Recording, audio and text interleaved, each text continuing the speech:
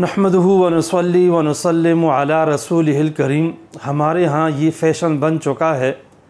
کہ بہت ساری خواتین، بہت ساری مائیں آج کل اپنے بچوں کو دودھ نہیں دیتی، بلکہ ان کو گائے، بھینس وغیرہ کا اوپرا دودھ پلایا جاتا ہے، یا پاؤڈر یا بازاری خشک دودھ ان کو خواتین پلاتی ہیں۔ لیکن یہ ہمارا المیہ ہے، یہ طریقہ کار درست نہیں ہے۔ آج ہم اس مختصر مجلس میں یہ بیان کریں گے کہ ماں کا دودھ اپنی اولاد کے لیے کتنا زیادہ مفید ہے اور اس کی کتنی زیادہ ضرورت ہے۔ چنانچہ یہ تو ہمارے ہاں اب رواج بنا ہے کہ خواتین بچوں کو دودھ نہیں دیتی ہیں، لیکن اس سے پہلے تاریخ میں اس کی نظیر نہیں ملتی، بلکہ نظیر اس بات کی ملتی ہے کہ تمام خواتین اپنے بچوں کو خود دودھ دیا کرتی تھیں۔ چنانچہ آدم علیہ السلام سے لے کر اب تک تقریباً یہی سلسلہ جاری رہا ہے۔ قرآن کریم میں اللہ تبارک و تعالیٰ نے حضرت موسیٰ علیہ السلام کا ذکر فرمایا ہے، وَحَرَّمْنَا عَلَيْهِ الْمَرَاضِعَ، کہ ہم نے ان پہ دودھ پلانے والی عورتوں کا دودھ حرام کر دیا تھا۔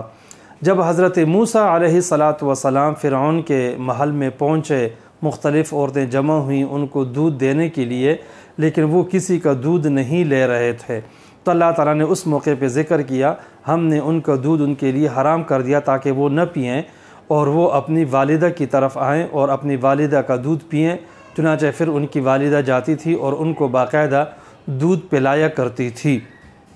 اسی طرح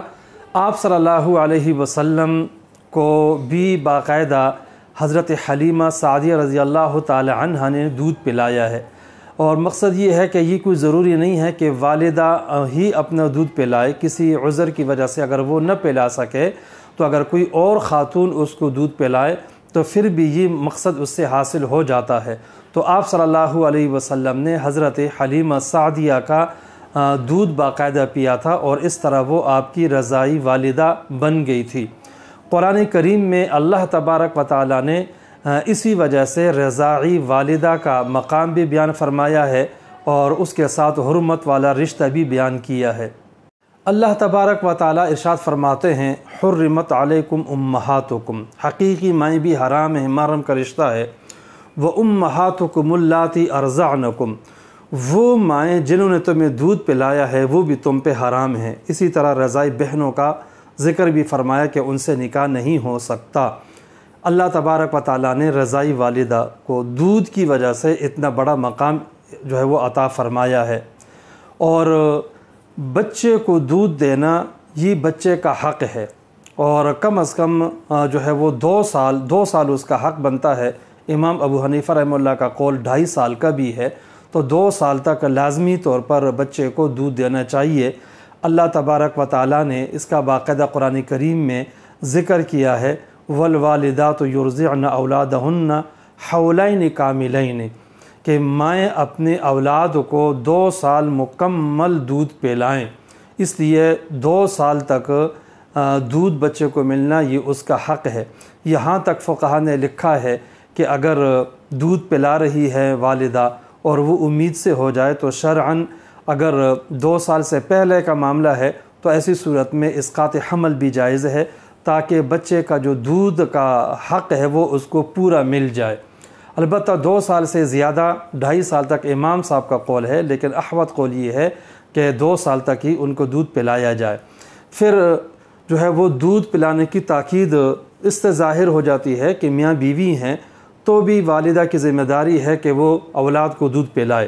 لیکن اگر دونوں میں تفریق ہو جاتی ہے، جدائی ہو جاتی ہے، طلاق کا معاملہ ہے، تب بھی شریعت کا حکم یہ ہے کہ والدہ اپنی اولاد کو باقاعدہ دودھ پلائے، اس کی ذمہ داری ہے، اس کا فریضہ ہے، اس پہ واجب قرار دیا گیا ہے۔ بلکہ یہاں تک معاملہ آتا ہے کہ اگر مسند احمد کی ایک حدیث ہے کہ غامدیہ نامی ایک عورت تھی، اس سے گناہ ہو گیا اور گناہ ثابت ہو گیا تو ان کو سنسار کرنے کا حکم دیا گیا،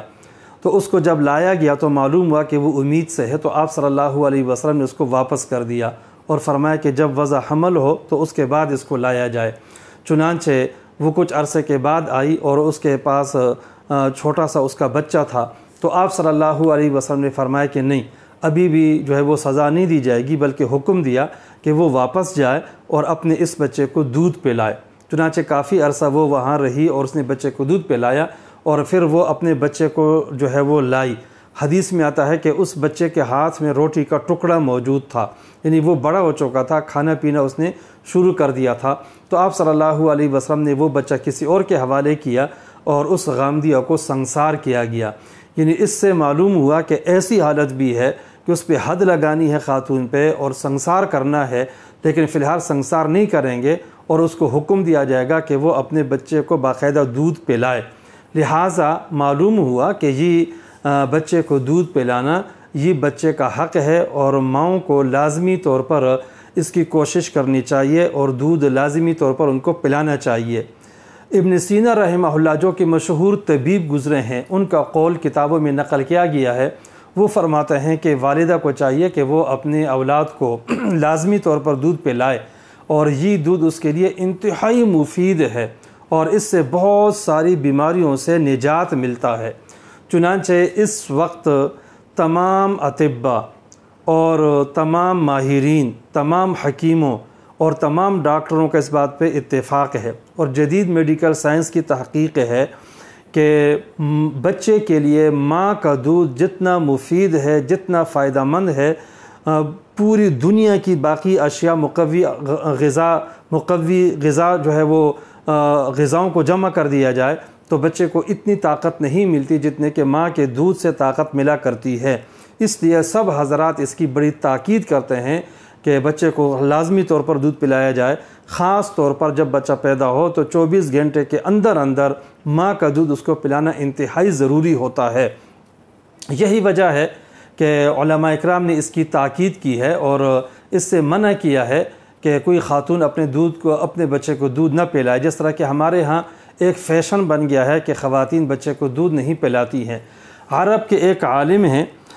محمد نور بن عبدالحفیظ سوید، انہوں نے ایک کتاب لکھی ہے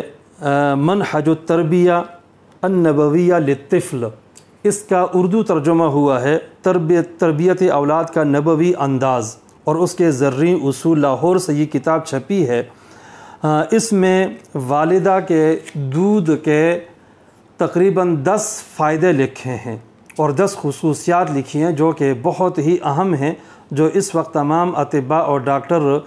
اس کے قائل ہیں۔ نمبر 1، پہلی بات یہ ہے کہ جب بچہ حالت جنین میں ہوتا ہے، پیٹ میں ہوتا ہے، تو وہ ماں ہی سے غذا حاصل کرتا ہے، لہٰذا پیدا ہونے کے بعد اب مناسب یہی ہے کہ ماں کا دودھ ہی اس کو پلایا جائے، یہی اس کے لیے انتہائی مفید ہے، مناسب ہے اور اس کے لیے انتہائی طاقتور ہے۔ نمبر 2، ماں کا جو دودھ ہوتا ہے وہ تقریباً تمام جراثیم سے پاک ہوتا ہے، تو اس طرح بچے کو جراثیم سے پاک صاف دودھ مل رہا ہوتا ہے۔ نمبر 3، یہ جو دودھ ہے ماں کا دودھ نہ یہ ٹھنڈا ہوتا ہے نہ گرم ہوتا ہے، بلکہ معتدل اور درمیانہ ہوتا ہے۔ نمبر 4، یہ دودھ ہر وقت دستیاب ہوتا ہے۔ نمبر 5، یہ دودھ چھاتیوں میں جمع ہو جائے تو جمع ہونے سے یہ خراب نہیں ہوتا۔ نمبر 6، شیرخوار بچے کے معدے کے لیے انتہائی مناسب ہے۔ اور نمبر 7، اس سے بچے کی تمام ضروریات پوری ہو جاتی ہیں۔ نمبر 8، اس دودھ میں جراثیم کے خلاف قوت مدافعت کافی مقدار میں ہوتی ہے اور اس طرح بچے کے اندر قوت مدافعت پیدا ہو جاتی ہے۔ نمبر 9، ماں کی چھاتی سے براہ راست دودھ پیا جائے تو یہ بچے کے لیے بھی بہت مفید ہے اور ماں کے موٹاپے کے لیے بھی مفید ہے اور اس طرح کی بیماریوں سے ماں بھی محفوظ ہو جاتی ہے۔ چنانچہ دوسرے اطباء نے دوسری جگہ لکھا ہے کہ ماں کا دودھ پیا جائے تو یہ چھاتی کا کینسر، ایسی عورت کے چھاتی کا کینسر نہیں ہوتا ہے۔ یہ بہت بڑا اس کا جو ہے وہ فائدہ بیان کیا گیا ہے۔ نمبر 10 یہ ہے کہ ماں اگر بچے کو دودھ پلاتی ہے تو اس سے ماں اور اس کے بچے کے درمیان انتہائی شفقت اور محبت کا رشتہ بن جاتا ہے۔ خلاصہ یہ ہوا کہ ماں کا جو دودھ ہے وہ اپنے بچے کے لیے انتہائی مفید ہے، اور اس میں 10 سے 12 بڑی خصوصیات ہیں، بہت زیادہ فوائد ہیں۔ اس لیے ماؤں کو چاہیے کہ وہ اپنے بچوں کو دودھ پلائیں، ان کے صحت کا خیال رکھیں۔ ہر بندہ یہ چاہتا ہے کہ میرا بچہ صحت مند ہو، خواتین بھی یہ چاہتی ہیں، مختلف ڈاکٹروں کے پاس لے جاتی ہیں، اور ڈاکٹر ان کو مقوی جو ہے وہ ادویات دے رہے ہوتے ہیں، لیکن وہ ڈاکٹر خود بھی بتا رہے ہوتے ہیں کہ اس میں اتنا فائدہ نہیں ہے جتنا کہ ماں کے دودھ میں ہے۔ اس لیے خواتین کو فیشن کے طور پر ایسا نہیں کرنا چاہیے، بلکہ ان کو اپنا دودھ دینا چاہیے۔